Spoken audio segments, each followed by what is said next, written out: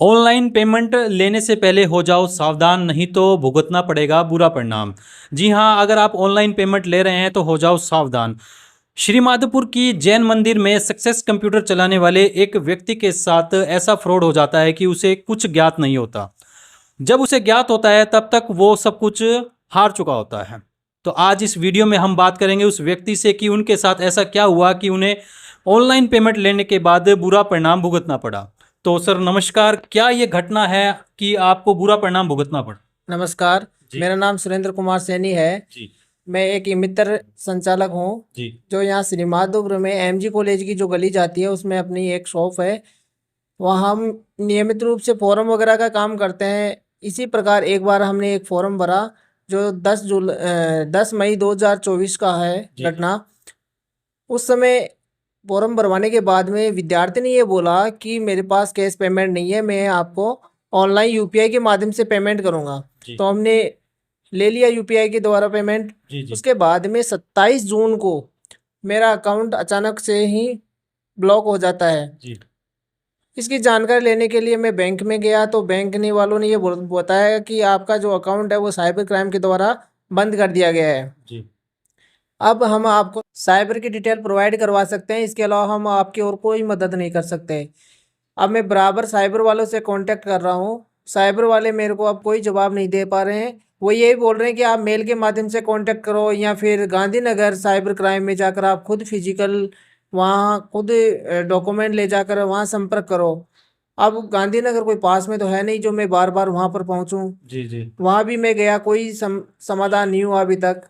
अब मैं बहुत परेशान हूँ। अब आगे देखते हैं क्या होता है। सुरेंद्र जी, मैं आपसे ये जानना चाहूंगा कि आप बता रहे हो कि आपका अकाउंट फ्रीज हो चुका है। जी। तो उस अकाउंट में लगभग कितनी धनराशि? अभी 50,000 रुपये उसमें है। 50,000 रुपये जी। आप बता रहे हो कि उसमें फंस चुकी है। जी। ये तो बहुत बड़ी रकम होती है। जी। तो आप जैसे हर रोज लेन देन काम करते ही हो, सीएससी आप चलाते हो, जी। बैंक ऑफ इंडिया का आप चला रहे हो, तो जी। लेन देन हो रहे, ये फर्स्ट टाइम आपके साथ हुआ? जी फर्स्ट टाइम हुआ है। आज 2016 से मैं ये काम कर रहा हूँ, फर्स्ट टाइम हुआ है मेरे साथ। जी। जी। जी। तो आप देख रहे हैं कि सुरेंद्र कुमार जो कि सीएससी साथ में बैंक ऑफ इंडिया का एक ब्रांच चलाते हैं, रोज ये लेन देन का कार्य करते हैं यूपीआई से, कैश में। आज तक इनके साथ ऐसा कुछ नहीं हुआ। और 10 मई को जो पेमेंट होता है वो पेमेंट सर लगभग कितने का था? सर ज़्यादा का नहीं था, वो 1700 रुपये का था ओनली। 1700 रुपये की पेमेंट ये बता रहे हैं। हर रोज प्रतिदिन ये ऑनलाइन पेमेंट लेते हैं, लेकिन आज तक इनके साथ ऐसा नहीं हुआ। 10 मई को जब ये 1700 रुपये का पेमेंट लेते हैं, तो 1700 पेमेंट लेने के बाद 10 मई के बाद कितने दिन बाद आपका अकाउंट फ्रीज हुआ था? 27 जून को हुआ मेरा। 27 जून को वो जी। अकाउंट फ्रीज हो गया। करीबन 1 डेढ़ महीने बाद। एक करीबन एक महीने बाद एक हो महीने गया। हाँ। बाद आपका अकाउंट फ्रीज हो चुका है। जी। तो उसके बाद आप बैंक में गए, बैंक मैनेजर से या बैंक अधिकारियों से बात करने के बाद भी उन्होंने कुछ आपको नहीं कहा? वो मेरे को यही बोल रहे हैं हम कुछ नहीं कर पाएंगे, आपका जो भी समाधान होगा आप साइबर क्राइम ही करेगा, आप साइबर वहां पर जाकर संपर्क करो। तो आप बता रहे हो गांधीनगर जो कि गुजरात में है, जी। तो आप पर्सनली वहां गए या अभी तक आपने कोई कांटेक्ट किया किसी से? मैं बराबर ईमेल के माध्यम से भी कर रहा हूँ और कॉल पर भी कर रहा हूँ और वहां भी मैंने संपर्क किया है, लेकिन कोई समाधान नहीं हुआ है अभी। जी।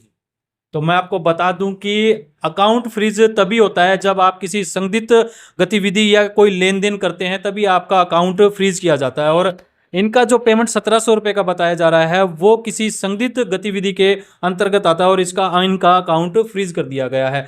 ऐसे में सुरेंद्र जी ने बैंक में बराबर जाकर तालमेल बिठाया, लेकिन वहां से इनको संतुष्टि नहीं हुई। साथ ही इन्होंने ईमेल के माध्यम से भी संपर्क करा, लेकिन ईमेल के माध्यम से भी इनसे कोई संतुष्टि का जवाब वहां से नहीं आया। और साथ ही आप बता रहे थे कुछ देर पहले कि आपने फोन पर भी बात करी अधिकारी से, तो फोन पर आपको क्या कहा गया?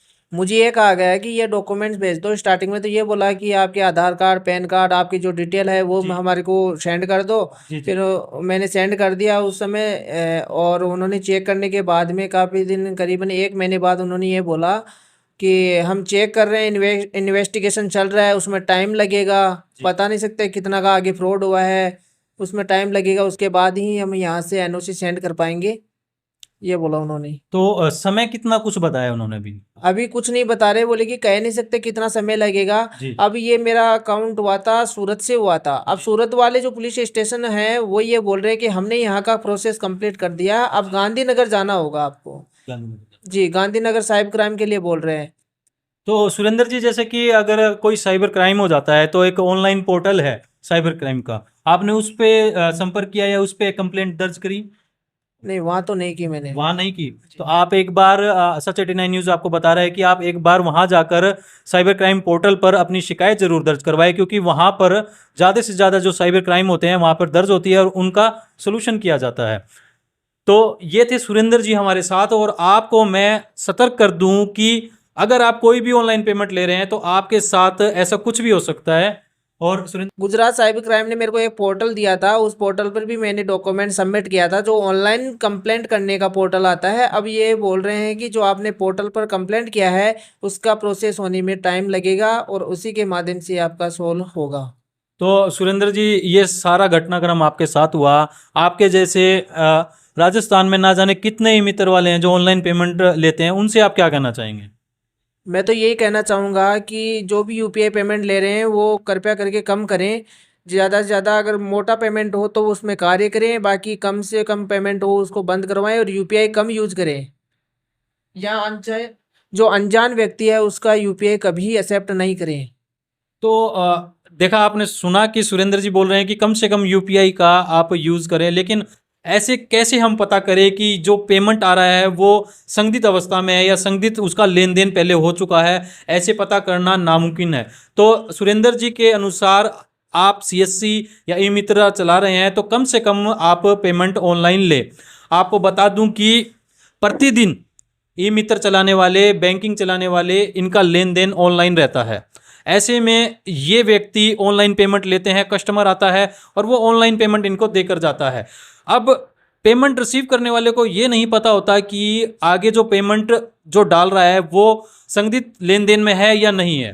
तो आप हो जाइए सतर्क। ऑनलाइन पेमेंट लेने से पहले कम से कम व्यक्ति को जान लीजिए कि व्यक्ति कौन है, कहाँ है, किस प्रकार है। सुरेंद्र जी के अनुसार वो तो अब ऑनलाइन पेमेंट को कम कर चुके हैं, और आप ले रहे हैं तो कैसे ले रहे हैं वो आपके ऊपर डिपेंड करता है, क्योंकि मार्केट के अंदर एक नया स्कैम आ चुका है जिससे आपका सीधा बैंक अकाउंट फ्रीज होगा और ना जाने आपको कितने दिन ये खामियाजा भुगतना पड़ेगा। अभी ये बता रहे हैं कि आज अक्टूबर चल पड़ा है और मई की ये बात है, तो 5 महीने लगभग हो चुके हैं इनको, और इनके खाते में लगभग 50,000 रुपये, जो कि एक अच्छी खासी रकम है, वो फंस चुकी है। 50,000 का उपयोग ये प्रतिदिन अपने रोजमर्रा के काम में करते, लेकिन अब उन 50,000 रुपये का कोई इनके पास सोल्यूशन नहीं है। तो हमारी तरफ से यही कहना है कि अपने जो आप पेमेंट ले रहे हैं उसका आप ध्यान रखिए ताकि आपका अकाउंट भी फ्रीज ना हो जाए। तो बने रहिए हमारे चैनल पर। सच 89 न्यूज़ आपके क्षेत्र का उभरता हुआ चैनल है, और अगर अभी तक आपने हमारे चैनल को सब्सक्राइब नहीं किया तो चैनल को सब्सक्राइब जरूर कर लीजिए। धन्यवाद। जय हिंद, जय भारत।